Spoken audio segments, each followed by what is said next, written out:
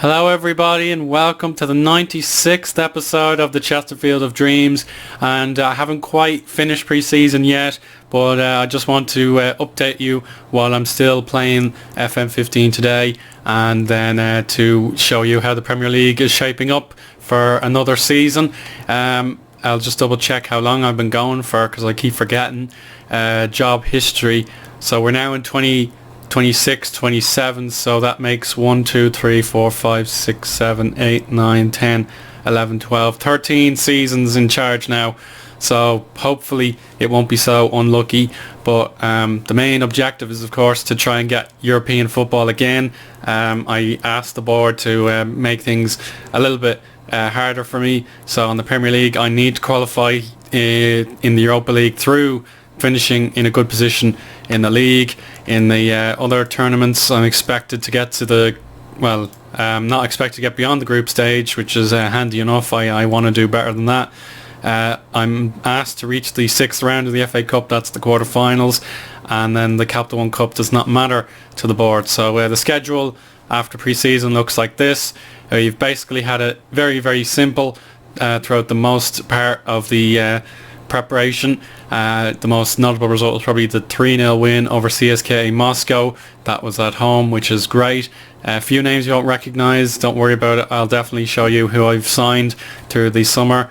And then we've one friendly left, that's against the oldest football club in the world, Sheffield FC. They're just down the road from us really, so that should be a bit of fun, I suppose. Then we begin affairs at home to Hull City, and then yet again we go to Old Trafford very early in the campaign. If you remember back to last year, we had to play them in Wembley and in the Proax Stadium in the matter of weeks due to the Community Shield and just how the league was drawn. The promoted teams were Fulham, I think QPR and Middlesbrough. I think they're the promoted teams, I'll double check. So we have another difficult game against Newcastle. We did beat them last time in my 600th game, but that should still be tricky. Then we have Watford. Sorry, I beat Newcastle a little earlier than that. Yeah, but Watford was my 600th game. So we go back to Vicarage Road for them. We then have the Europa League kicking off. Then a very tricky set of games, Liverpool, Chelsea, and then the Capital One Cup somewhere in there as well. So maybe the board will want me to throw that game.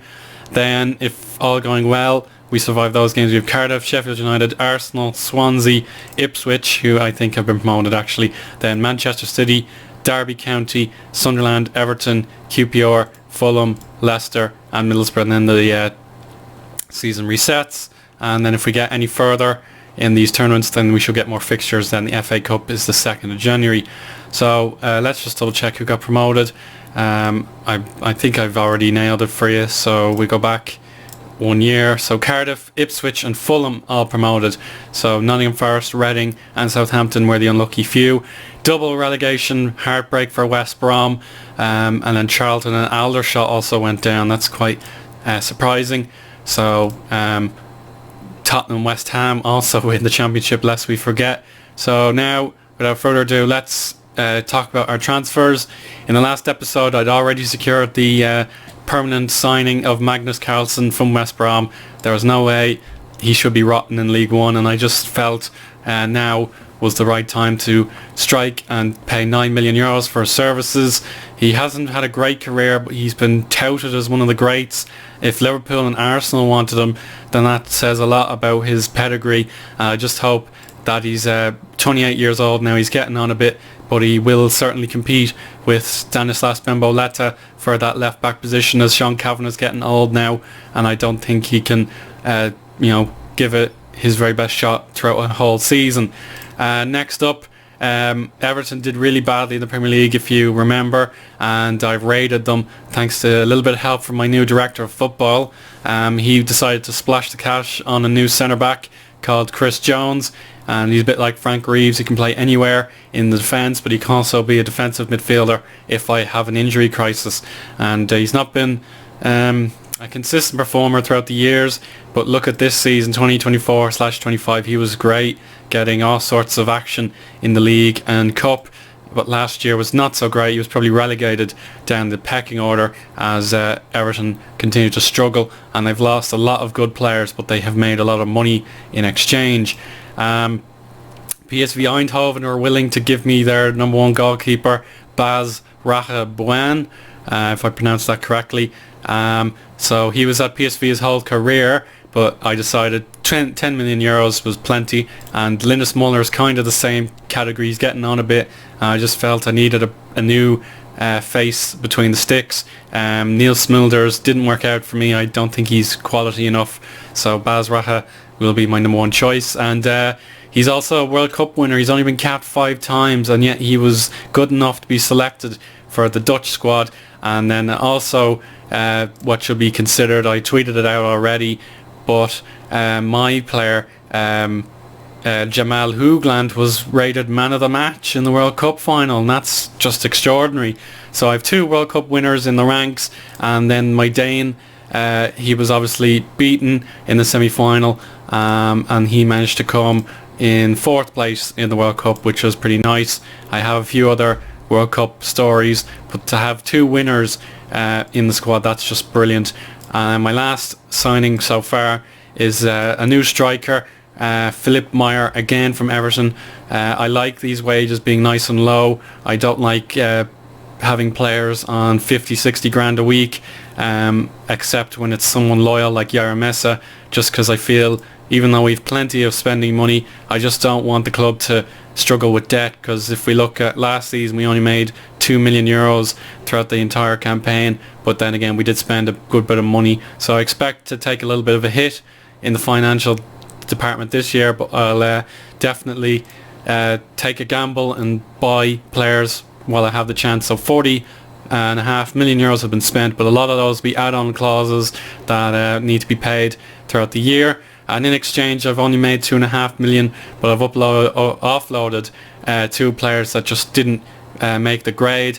The first was Michael Henning, who could have been a great player, but just something was missing for him. He didn't have the spark, and there was only one really good year for him. That was 2 years ago, where he scored 9 goals. But last year he just wasn't up for the challenge, and it was a difficult year. So giving him to a newly promoted side makes sense.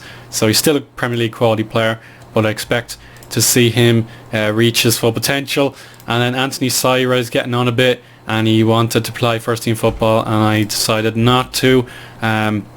He can only play centre back, so I just thought there's no point in keeping him. But when he was good, he was very, very good, and I have to tip my hat to a long-term servant of the club. He was a great signing. When I had him, he was dead cheap, and he got a lot of work done. So I'm very, very sad to see him go. But it's just the relationship was breaking down, and we had to go our separate ways. Any other players I could sign? I'm not really too sure. The director of football that I brought in, he, let me actually show you. So my staff, I've brought in all sorts of guys. So instead of Danny Harrison in charge, I've brought in one of the elites, Eugene Krasnikov. He is absolutely brilliant. You can see he's 20 and 20 for ability and potential. And then if I'm not mistaken, a good director of football needs to be determined and have tactical knowledge.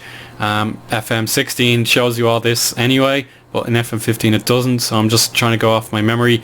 But he's absolutely brilliant, and I hope he can pick up more bargains. Then I actually managed to steal some coaches away from other teams. I rarely ever do it, but I just decided, why not? I need specific targets met, such as my shooting, like technical and attacking need to be high, as well as determination, and motivating as well as discipline. So Kieran McKenna, who is trying to get his pro license, was a perfect signing. He was an underage coach for Spurs, and I just felt he was being wasted, so why not give him a full-time coaching position. Then also for my tactical side of the game, I brought in Ruben Celes, but I wanted him to be attacking coach as well. So he came from Sevilla, and he was a bit of compensation to bring him over, but it was worth it. Then we also have Luca Antonelli as a fitness coach, Ezekiel Garay as a defending coach, but he needs to get his A license as soon as he can, and then a new scout to try and learn more about South America. He's already quite old, but I hope he can at least stick around and give me some knowledge of Brazil. Ricardo Piccini is his name.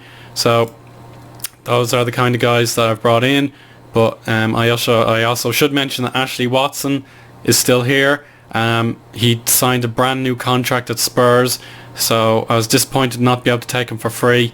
But the director of football was willing to spend big money on other English talent, whereas I could just bring in, I could bring him in for 10.75 million, and for a player that is pretty good and has excellent potential, I thought I'll buy him at the end of the season and have it over and done with, because he's still under the age of 21, so he can play without being registered. But I'll buy him next season and maybe make room for him in some department. But Mark Davies, if and only if Manchester United let him go for buttons, I will certainly be considering bringing him in a full-time role, and maybe sell Ahmed to make room for him. But he needs a big season, because he wasn't given a lot of game time, but when he did play he could have been better. But that's a little bit harsh at the same time. He played 2 years ago as well and he was okay. But will I keep him at the club permanently? It depends if Manchester United are willing to let him go.